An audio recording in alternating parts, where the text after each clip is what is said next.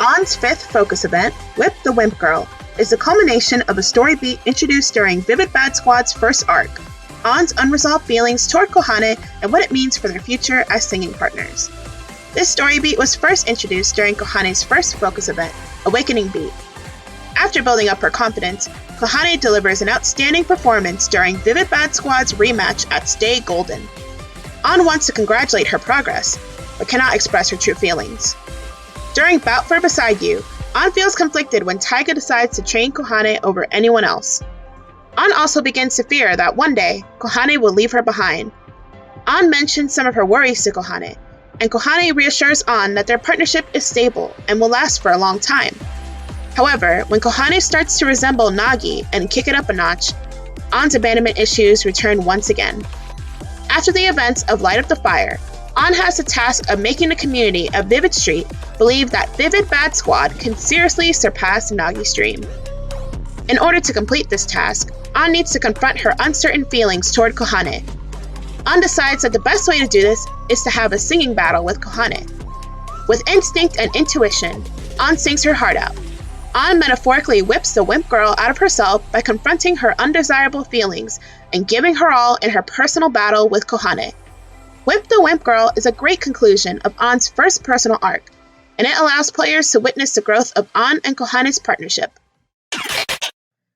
The event starts with a flashback, in which An receives her assignment that will help Vivid Bad Squad surpass Rad Weekend.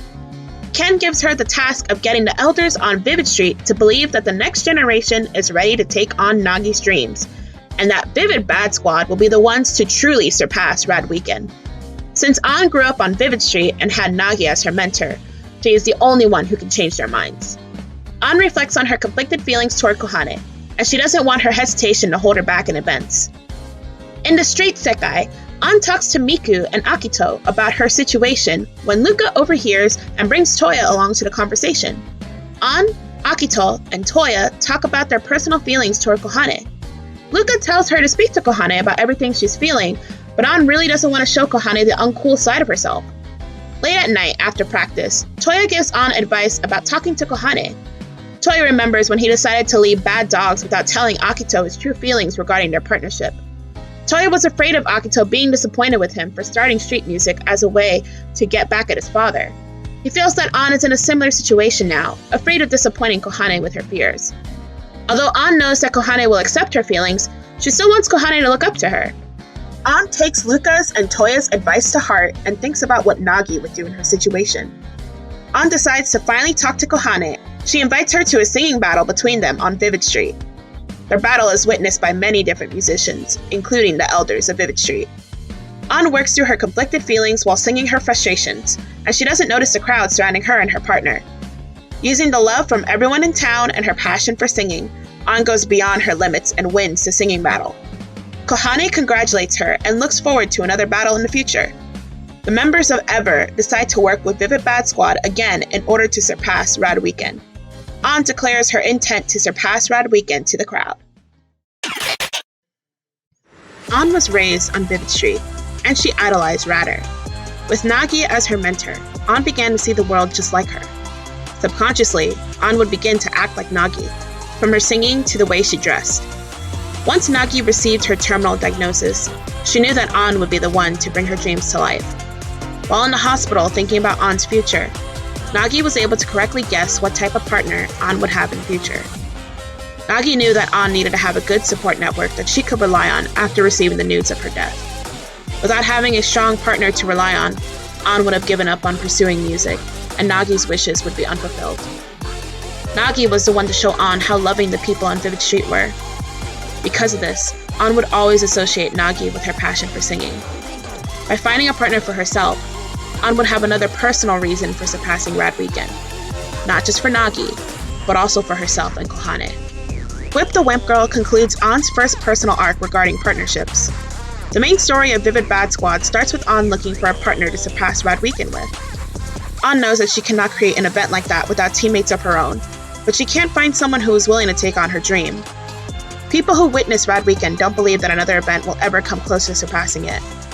Akito does have the same dream, but he already found his partner, Toya.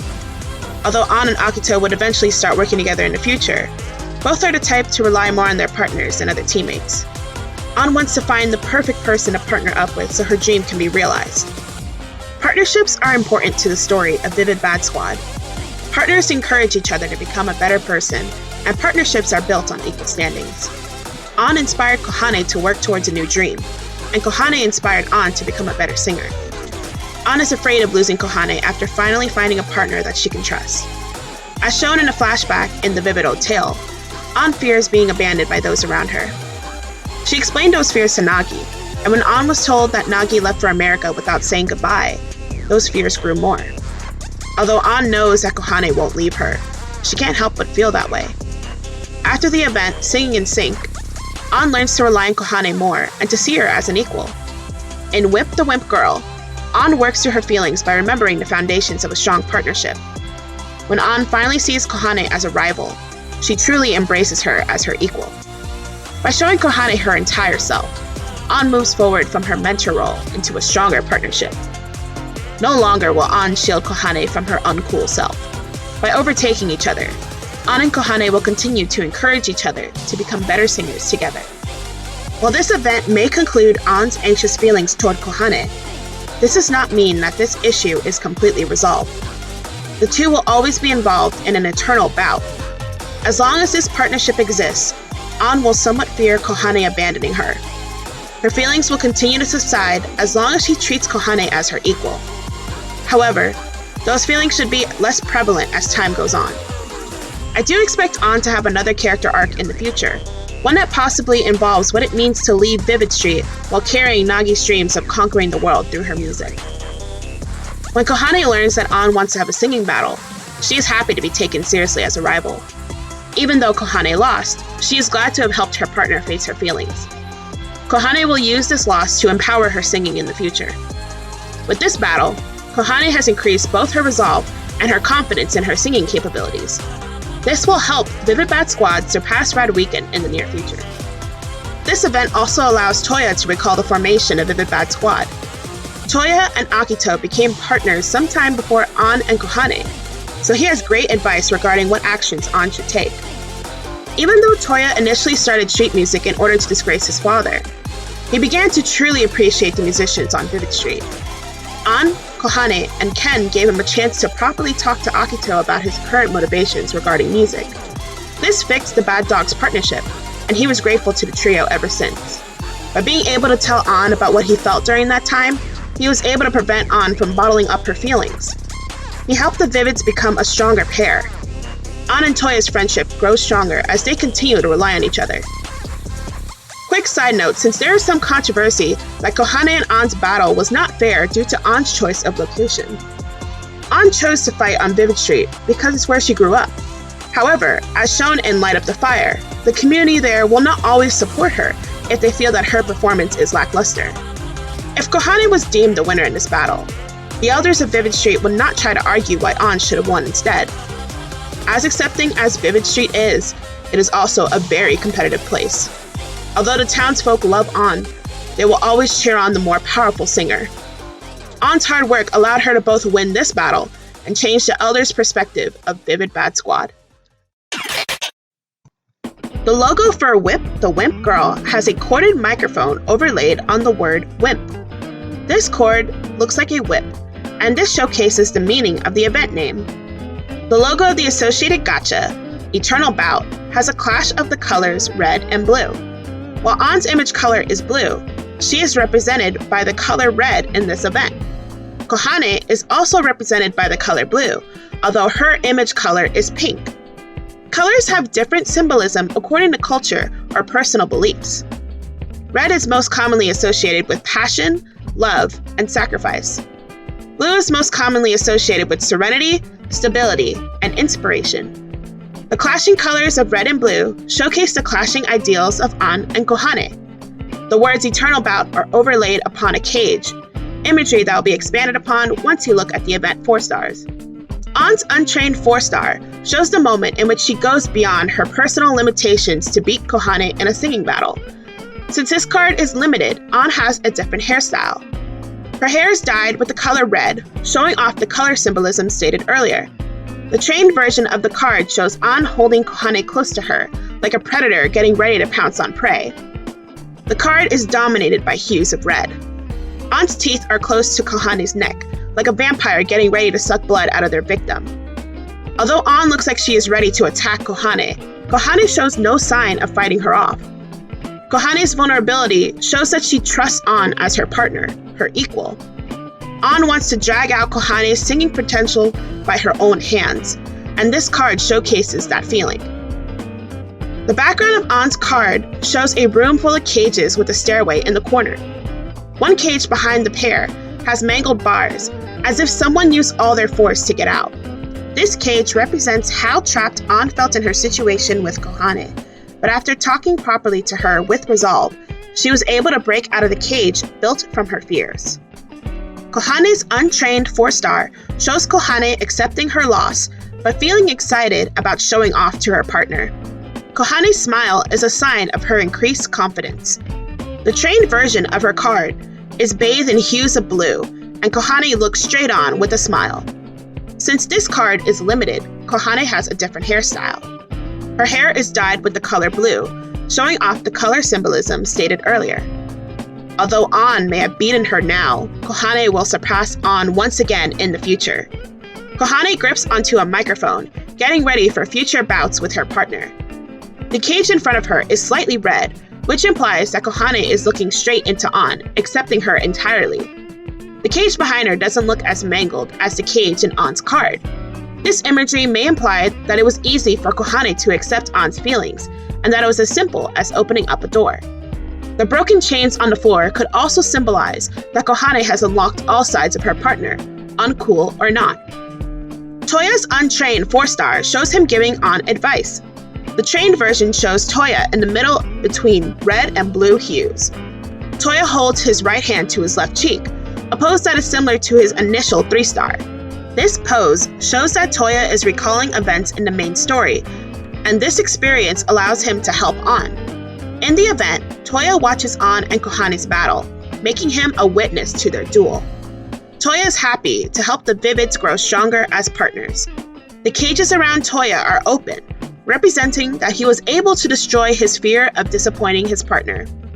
The stairs in the background will lead him to his next stage. Luka's untrained 3-star, although incorrect for a flashback, shows her in a similar position to Toya.